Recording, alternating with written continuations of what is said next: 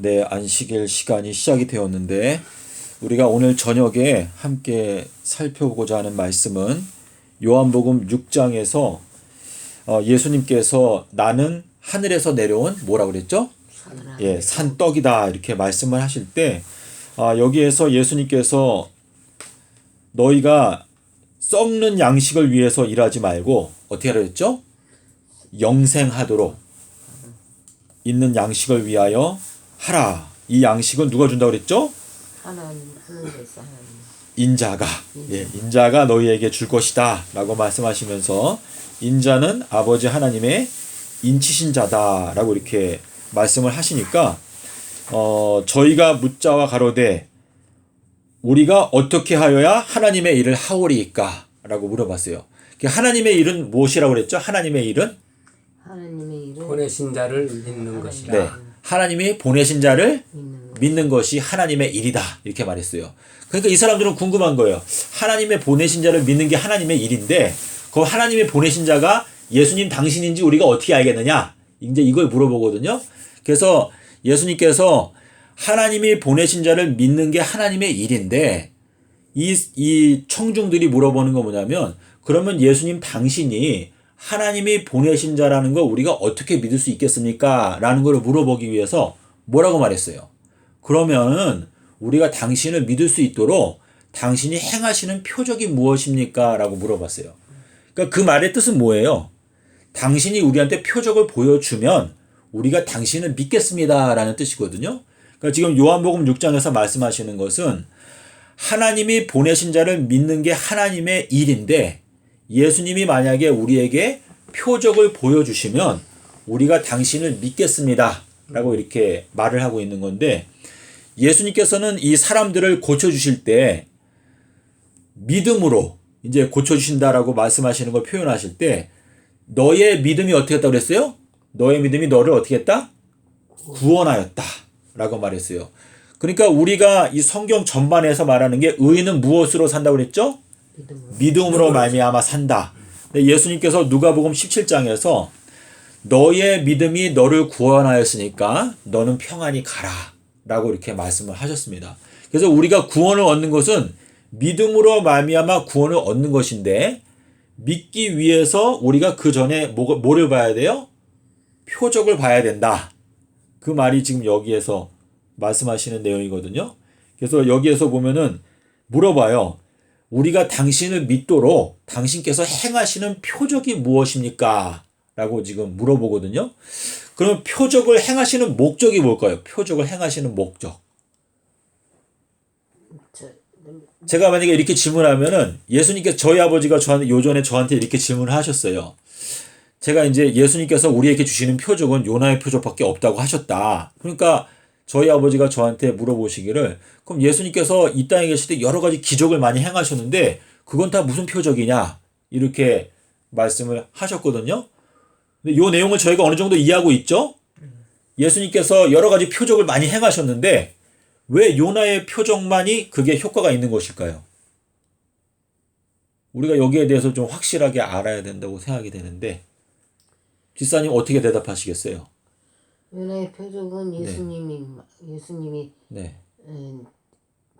요나의 표적을 말씀하시고 나도 요나가 3일 밤낮 땅속에 있었던 것 같이 나도 3일 밤낮을 땅속에 있으리라. 네.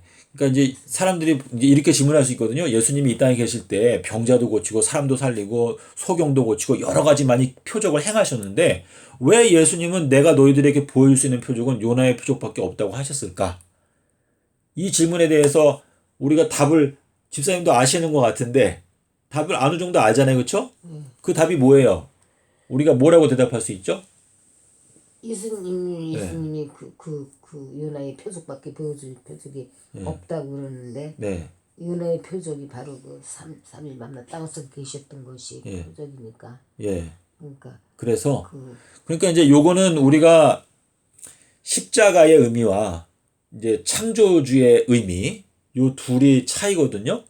근데 제가 이렇게 설명을 드리면 장로님 집사님은 이해하시는 것 같아요. 이거 제가 여러 번 말씀드렸는데 주님께서 창조주로서 행하시는 여러 가지 기적적인 능력들 뭐 눈을 뜨게 한다거나 문둥병을 고친다거나 이러한 그 창조주의 권능에서 나오는 그 능력, 그거는 우리 인간의 마음을 회개시킬 수가 없어요.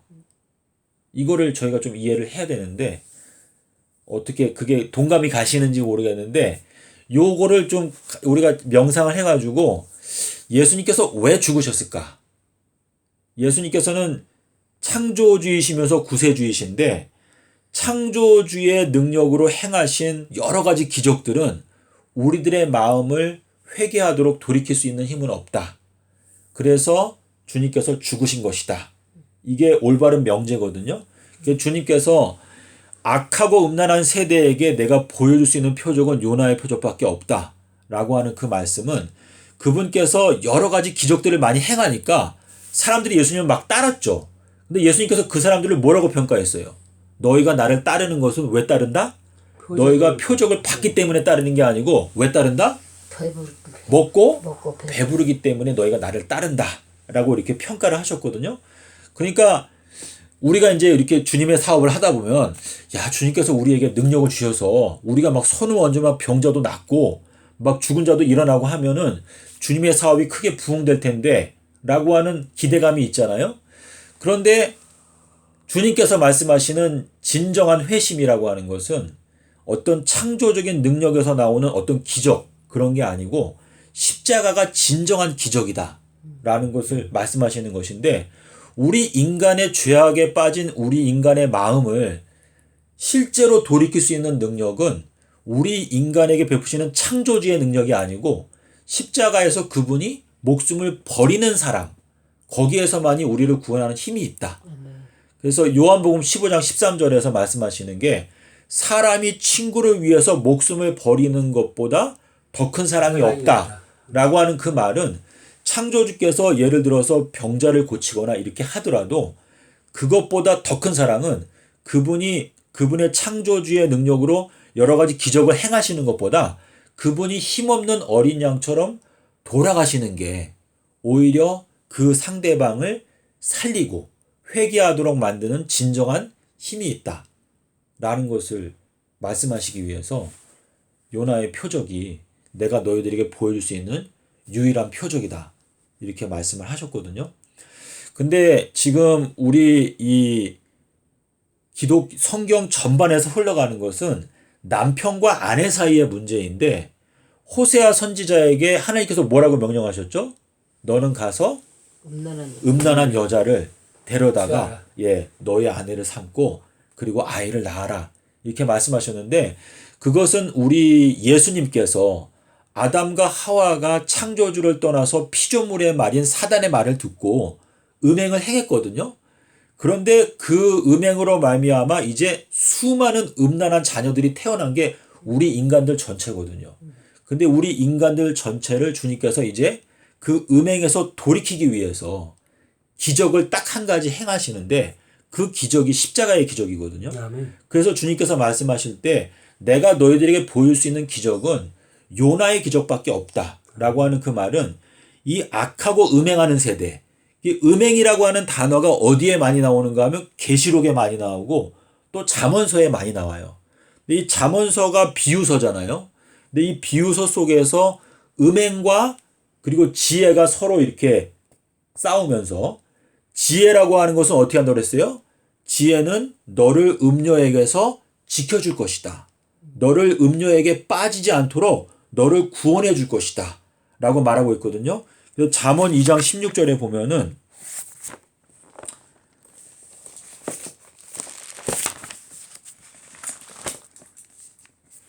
지혜가 또 너를 음녀에게서 말로 홀이는 이방 계집에게서 구원하리니 라고 말했어요. 그래서 이 잠언서는 비유서인데 여기에서 지혜에 대해서 굉장히 많이 말씀하셨거든요. 우리 잠언 7장에 보면 뭐가 나오죠? 어떤 소년이 나오고 또 음녀가 나오죠. 근데 이 음녀가 여러 가지 홀이는 말로 이 소년을 가지고 끌고 가는데, 마치 도살장으로 끌려가는 것처럼 이 소년이 끌려간다, 이렇게 말을 하는데, 이 잠언 7장 5절에 가면 이렇게 말하고 있어요. 지혜에 대해서 말하면서 7장 4절 5절에 보면, 지혜에게 너는 나의 누이라 하며 명철에게 너는 내 친족이라 하라. 그리하면 이것이 너를 지켜서 음녀에게 말로 호리는 이방 계집에게 빠지지 않게 하리라. 지금 말하고 있거든요. 그래서 지금 우리가 계시록에 대해서 지금 우리가 관심이 많은데 신천지뿐만 아니고 많은 사람들이 지금 성령의 역사를 통해서 계시록이 중요한 책이라는 걸 알아요. 근데 계시록에 보면은 음녀가 나오죠. 바벨론이 나오잖아요. 근데 이 음녀 바벨론이 음행의 포도주로 많은 만국을 다 취하게 하였다라고 말하고 있는데 이 바벨론이라고 하는 이 음녀의 포도주, 독주에서 우리가 어떻게 하면 빠져나올 수 있을까? 그래서 이것이 짐승의 수를 이기는 자들이라고 표현하고 있는데 이 바벨론의 음행에서 빠져나올 수 있는 비결은 딱 한 가지인데 지혜라는 거거든요. 지혜. 예수님께서 지혜가 있는 자는 강하다. 잠언 24장 5절에서 말씀하시고 있는데 지금 계시록 12장에 가면은 강한 자에 대해서 많이 나오거든요. 근데 이 강한 자의 특징은 지혜가 있는 자인데 이 계시록 1장 10절에 보면은 이렇게 표현되고 있어요. 주의 날에 내 뒤에서 나는 소리를 내가 들었다. 자, 내 뒤에서 나는 소리가 무슨 특징이 있는 거죠? 내 뒤에서 나는 소리? 우리 마태복음 3장 11절에서 이 내 뒤에서 오시는 분은 어떻다고 그랬어요? 나보다 강하시다. 예. 그래서 이 원어를 보면은 이게 좀 더 구체적으로 얘기가 되는데 내 뒤에서 오시는 분은 나보다 강하시다라고 말했는데 지금 계시록 1장 10절에서 내 뒤에서 나는 소리를 들었다고 했어요. 그러니까 요한이 내 뒤에서 나는 소리를 들었는데 그게 예수님 음성인데 그 내 뒤에서라고 하는 표현이 마태복음 3장 11절에 보면 뭐라 그랬어요? 내 뒤에서 오시는 분은 나보다 강하시다. 그러니까 예수 그리스도를 가리키는 것이거든요. 그래서 지금 계시록 2장 10절에서 말하고 있는 1장 10절에서 말하고 있는 주의 날에 내 뒤에서 나는 나팔 소리와 같은 큰 음성을 들었는데 뭐라고 말하죠? 너가 보는 것을 어떻게 알아?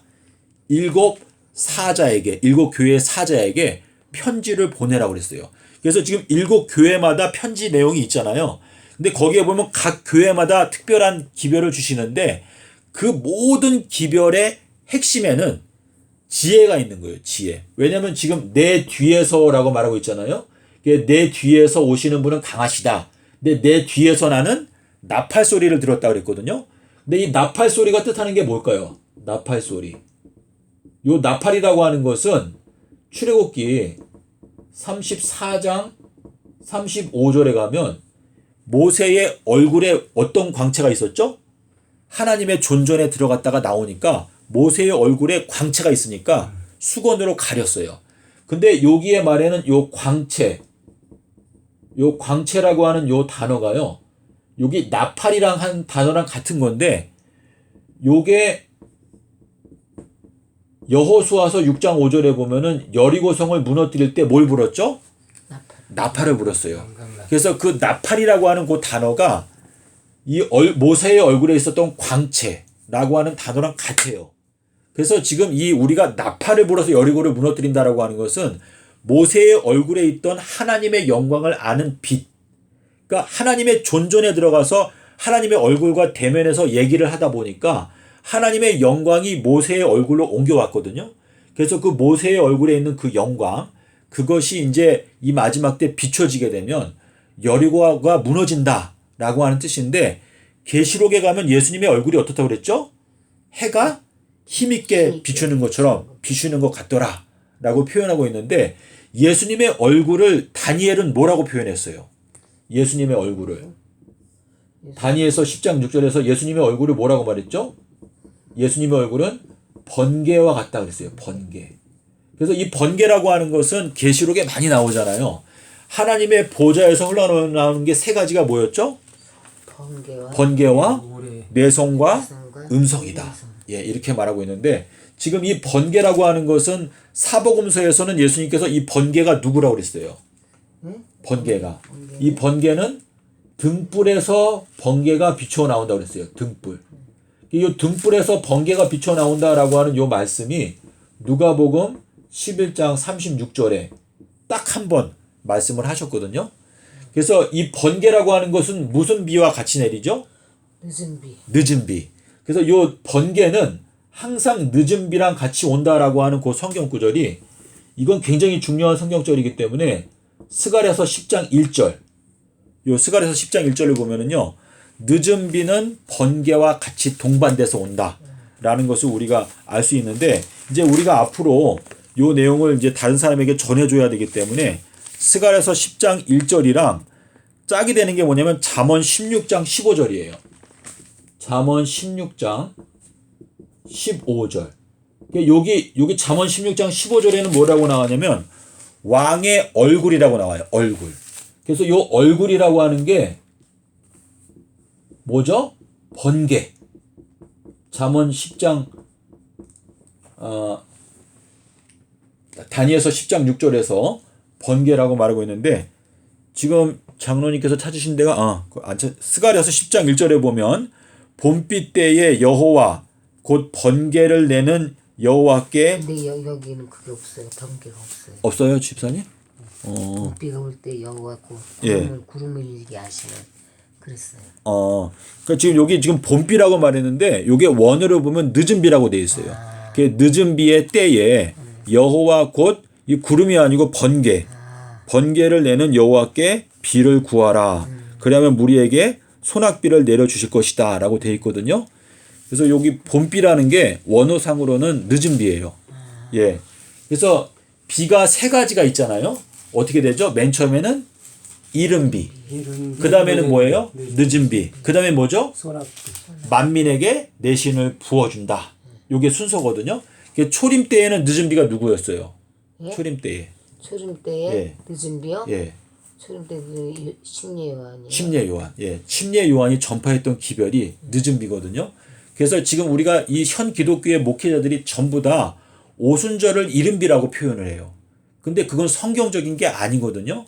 그래서 이 오순절 사건은요. 요게 뭐죠? 요에서 뭐예요? 2장 28절에 보면 뭐라고 그랬어요? 그날들 후에, 그 후에.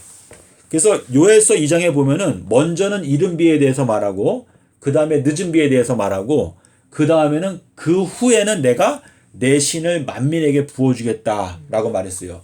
근데 요에서 2장 28절을 누가 인용했죠? 베드로가 인용했어요.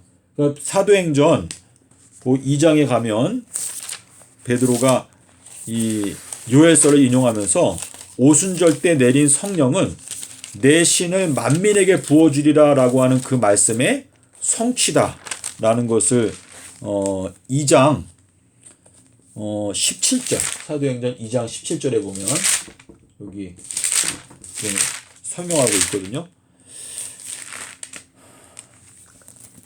그래서 여기 보면 사도행전 2장 17절에서 요엘서 2장 28절을 인용하는 게 여기 17절부터 인용하는데 요엘서 2장에 보면은 어떻게 돼 있죠? 이후에 그 후에 근데 여기 17절에 여기 보면은 그 후에라는 거는 여기 인용을 안 했죠. 근데 하나님이 말씀하시기를 말세에 내가 내 영을 모든 육체에 부어주겠다라고 하는 요것이 이제 오순절 때 성취가 됐다는 것을 지금 설명을 하고 있거든요. 그래서 어느 정도 이해가 되시죠? 예. 그래서 혹시 제가 말하는 것에 대해서 좀 잘못된 부분이 있다고 생각되시면 말씀하세요. 언제든지. 잠언 16장 15절에 가면 왕의 얼굴에 잠언 16장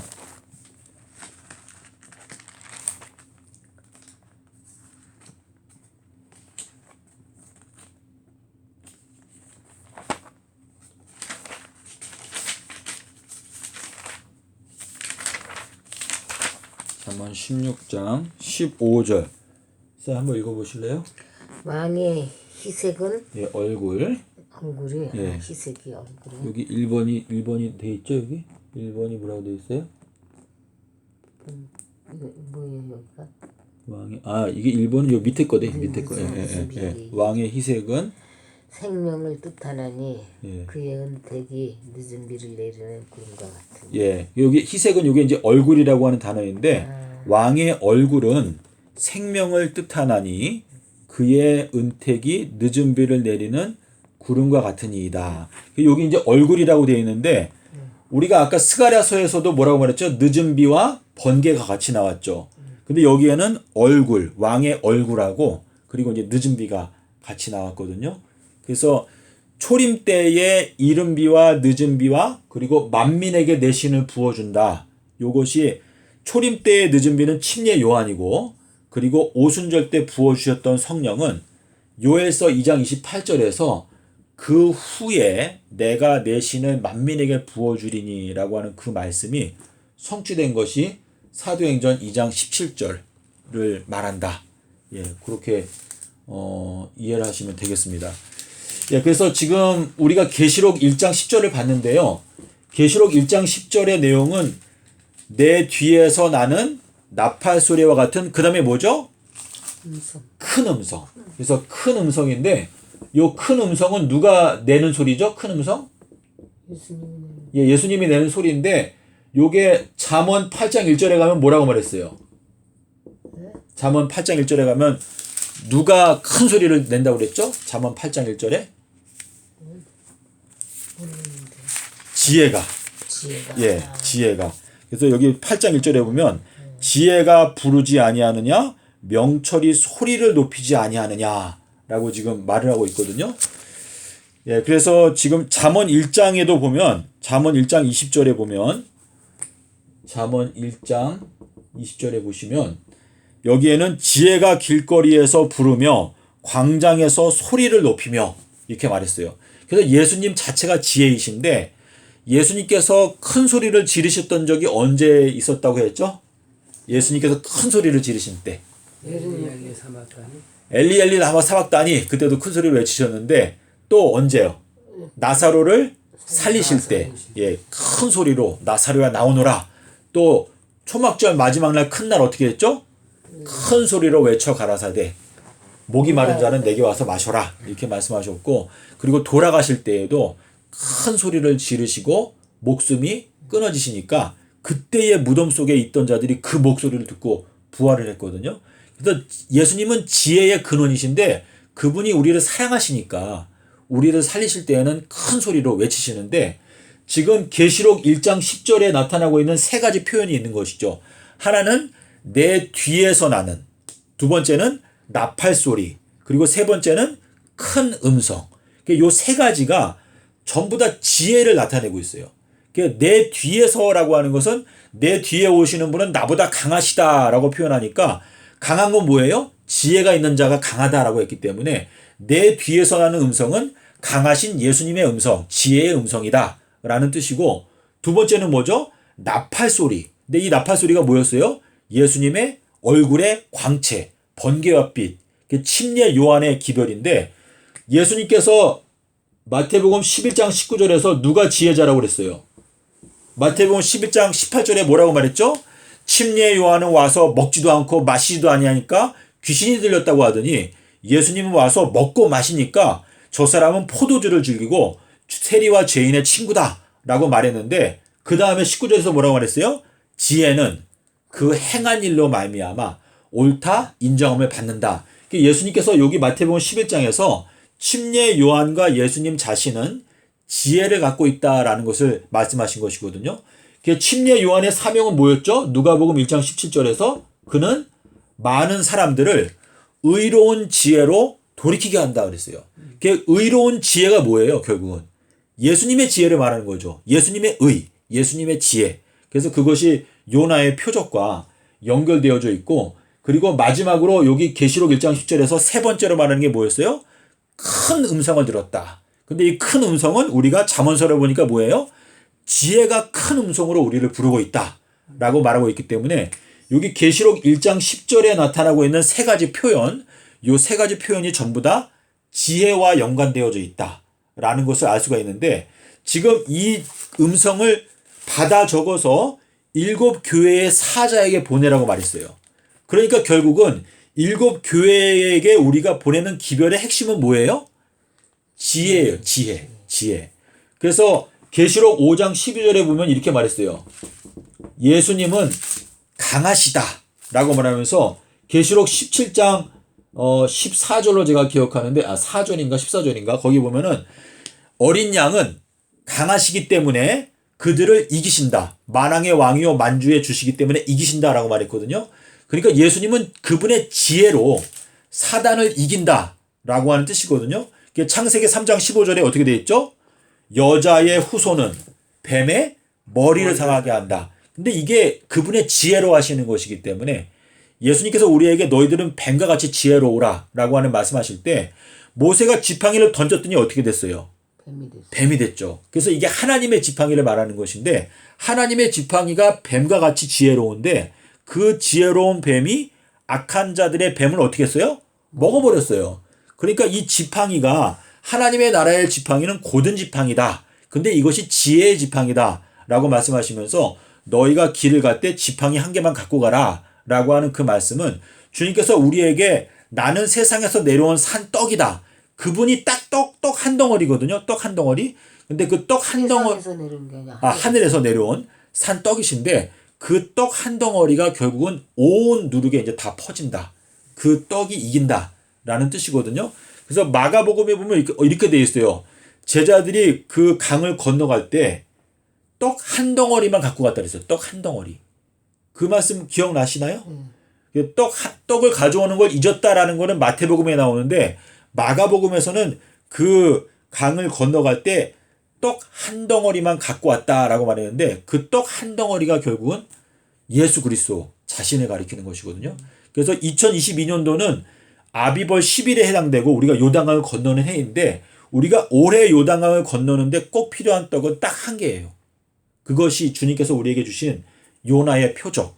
그래서 우리가 음행의 포도주, 그래서 악하고 음행하는 이 세대에게 내가 주는 표적, 이 표적이 너희들을 구원하는 힘이 있는 건데 표적을 보여주면 너희가 그 표적을 믿고 구원을 얻는다 라고 하는 뜻이거든요. 근데 이게 바벨론의 음행으로 말미암아 우리가 마음이 어두우니까 악하고 음행하는 이 세대가 어떻게 하면 이 음료의 포도주에서 빠져나올 수 있는지 그 기적은 요나의 기적밖에 없다 라고 하는 말씀을 저희들한테 하시는 것이거든요.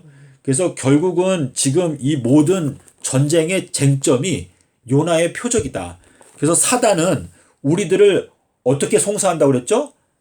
낮과 밤으로. 예. 원어에 보면 우리가 이제 삼낮과 삼밤을 많이 강조하는데 낮과 밤으로 우리들을 송사하던 자가 쫓겨났다 라고 말하고 있거든요.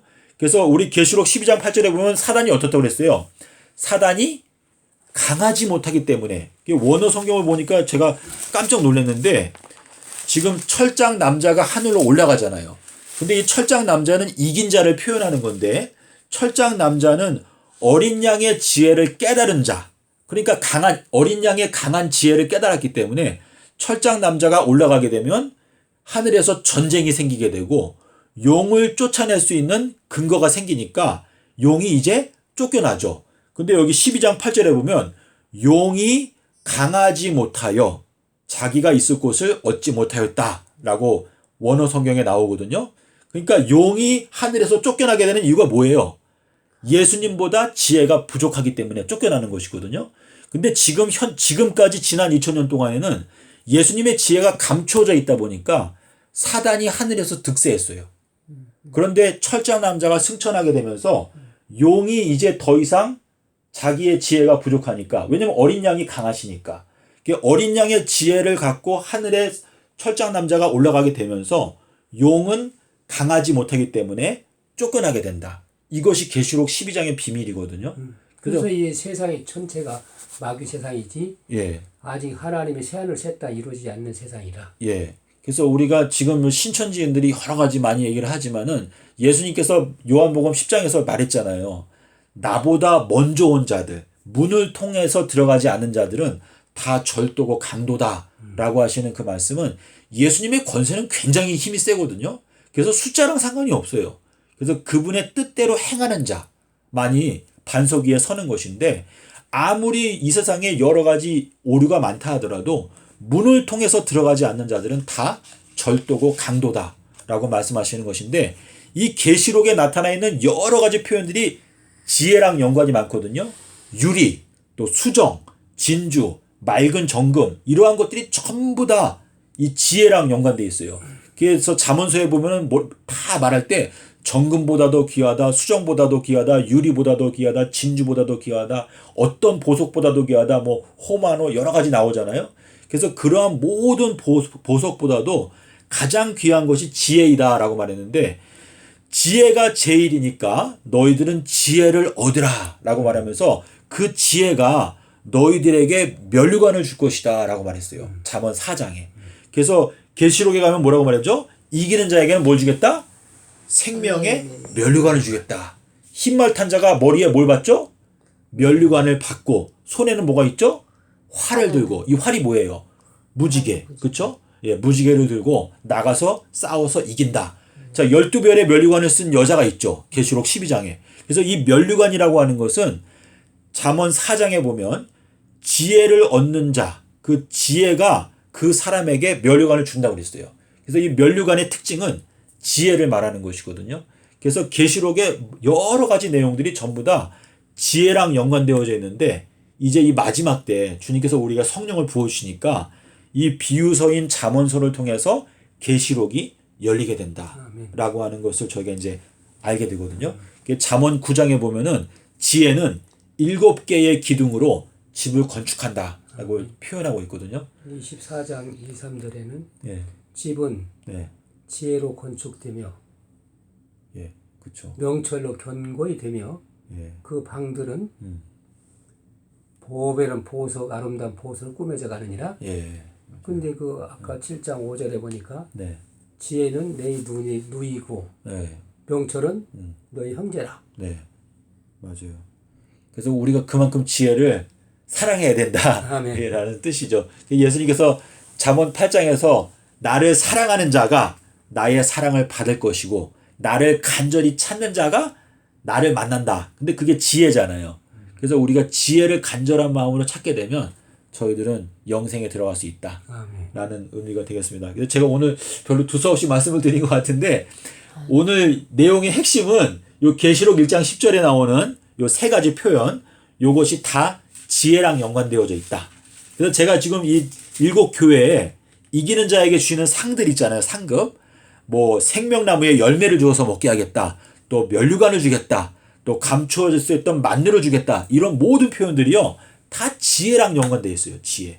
그래서 이 마지막 때의 쟁점이 요나의 표적이다. 라는 하나님의 지혜가 들어있다. 그게 큰 음성, 예. 큰 사랑, 예. 큰 계명, 예. 큰 은혜. 예. 우리가 이 큰 자가 붙어야만이 예. 이 마지막 이루어지는 예. 거예요. 예. 할렐루야. 그렇더라고요.